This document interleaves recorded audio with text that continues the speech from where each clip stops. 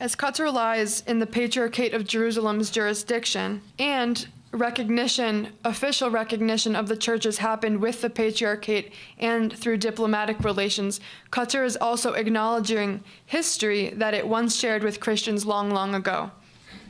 Ancient Christian heritage, such as mosaics found in Qatar's northern city, has been acknowledged and studied, and shares a place in Qatar's greater history as well. Likewise, the churches very much respect Qatar's Islamic foundation and character today, complying with certain restrictions they face and maintaining regular diplomatic relations with the state. In this way, religious freedom thrives and grows in Qatar, and for that there is a bright future in the small, but in some ways large Gulf state. There are mainly three groups under Zaydism now. There's Al-Jarudiyya, which is named after somebody called Abi Jarud Munzir al-Kufi. This Jarudiyya is close to the Twelvers, which is kind of extreme from the point of view of Sunnis. So they think that the first two caliphs, Abu Bakr and Umar, should not have been the caliphs of the Muslims.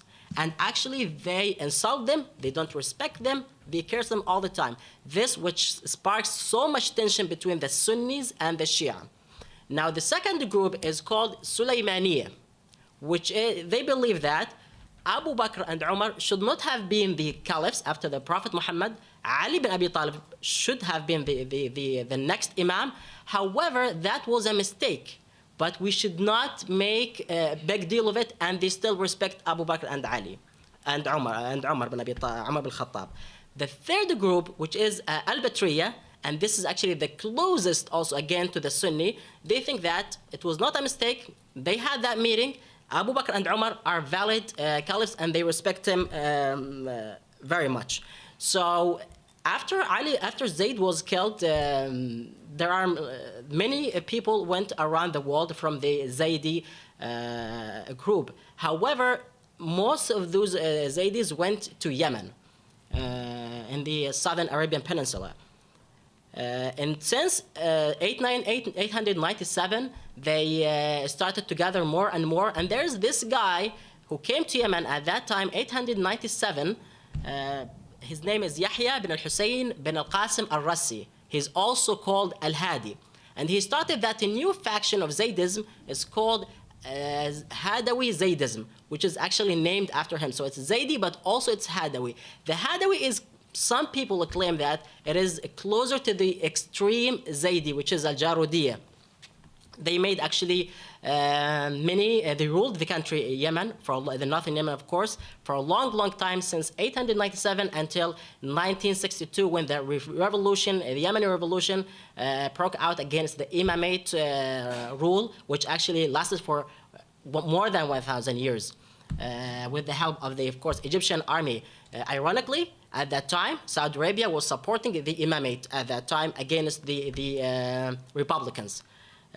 However, after 1962, most of the Zaydi elites lived in exile in Saudi Arabia, some of them in Europe, and some as well here in the US. In the 80s or in the 90s, one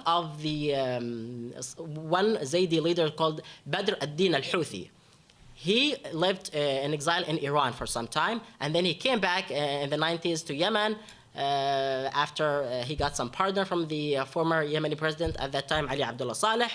And then he started to mobilize the group in Sa'da, north of Yemen, which was actually their stronghold since 897. After that, they started their Ansarullah, the party, the political party, which is actually called the Zaydi group in Yemen. Now, they are, all of you know that they are fighting Saudi Arabia. They think that Saudi Arabia is, they have many differences with Saudi Arabia, and they think that Saudi Arabia just wants to conquer Yemen and just try to get rid of all Zaydis in Yemen. In the entire Middle East, including non-Arab parts of the Middle East and stretching from, say, Morocco to Iran, there are at most 30,000 Jews today. And that's, of those 30,000, at least 25,000 are in Iran and Turkey, non-Arab countries. My direct experience really in the region is really in Yemen. I've not been to Yemen, but I've worked on getting Jewish, the few, and there are probably, last I checked, about 37 Jews left in Yemen. We had a time where we assisted getting Jews out to both Israel and the United States, but that community is quickly dying. But I've had some experience there, and I've seen the Tunisian community as well on a number of occasions. Very impressive community. Outside our immediate region that we're talking about, I have been to Morocco, I've been to Turkey. Of course, Iran is a very significant Jewish community still. It's about 10,000. And I understand, just from reading in the last few days, that Bahrain has the only synagogue in the Gulf, in the Arab Gulf at least, and it has 37 members. So my little experience is you don't have a community with 37 members. So really, we're talking in the entire Middle East, Turkey, Iran, Morocco, and Tunisia is the only viable communities today. Now, this was not always the case. From the Jewish community in the region and the Gulf really goes back to at least 586 BCE with the Babylonian exile. And in truth, between the fall of Jerusalem in 70 and for at least 1,000 years, the center of Judaism was really the Middle East, and primarily what we now call Iran and Iraq, Babylon, Persian Empire, Parthian Empire, etc. This was the center of Judaism, both population-wise but also religious authority-wise, for 1,000 years, really till the Mongols came. And now, in addition, Yemen and Arabia itself had Jewish communities, probably in northern Arabia at least, certainly in biblical times, and in pre-Islamic times. Yemen had actually an independent Jewish state for a couple centuries. And significant Jewish population in Yemen throughout history until really the 20th century, mid-20th century. So in terms of under Islam, post-Islam, or post the Prophet,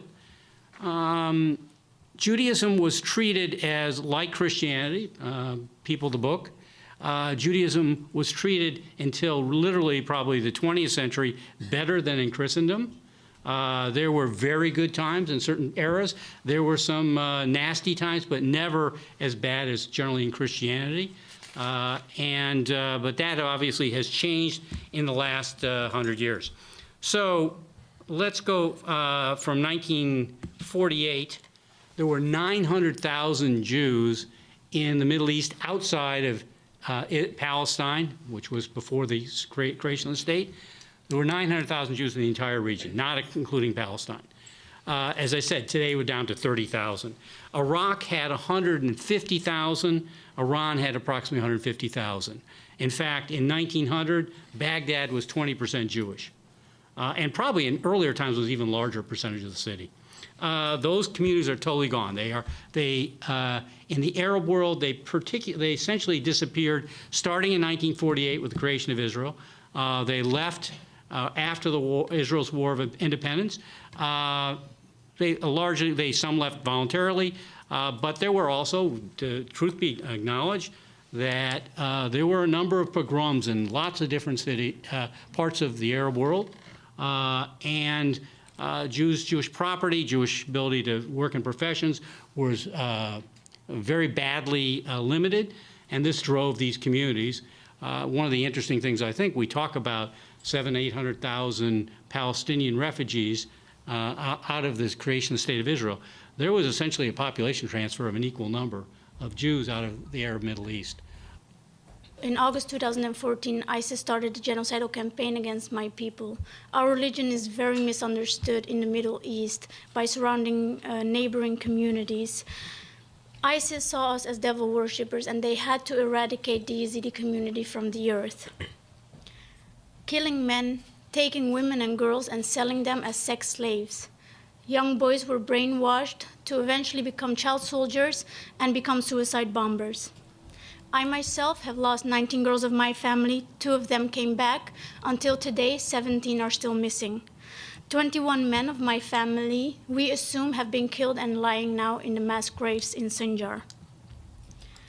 The Yazidis have suffered immensely. And therefore, until today, over 3,000 Yazidi women and girls are still in captivity. And you might have heard about the horrible events that they are going through. Torture, rapes, sexual violence against these women and girls. Today, over 350,000 Yazidis are displaced in Iraq, especially the north of Iraq, also known as the Kurdistan region. A lot of people ask me constantly, ISIS is defeated. Why are the Yazidis not returning to Sinjar? There are a lot of issues that a lot of people are ignoring, and they think that ISIS is the only problem and has been the only problem. But this is not true. This was, as the Yazidis call it, the 74th genocide. Previously, there was harm done against the Yazidis. There were attacks against the Yazidis, but no one spoke of this because there was at that time no media attention or anything. And now, in 2014 and until now, we were talking about ISIS, a terrorist organization that was internationally known. And therefore, most of the people around the world and different communities now do know who the Yazidis are. And let's talk about the things that need to be changed. The Yazidis have until today, there is no justice for the Yazidi community. No perpetrator around the world, I'm talking about Iraq, I'm talking about the US, Europe, no one is being held accountable for the crimes that they committed against the Yazidi community. The sexual violence against our women and girls. We know the perpetrators, we know the survivors, but nothing is being done to give these women and girls or some of the Yazidi men some sense of justice one day in court to hear that the perpetrator is being indicted for what they did to the Yazidis, for the genocide they committed against the Yazidis, for who they were. Aside from that, there's no trust in the security apparatus in Iraq or in Kurdistan. When ISIS came to try to eradicate the Yazidi community, the military left, and therefore the Yazidis were unarmed and could not defend themselves. Going back to Sinjar, when this problem is not solved, Yazidis will not go back. That's why after 4 years, still our community is in IDP camps in makeshift tents.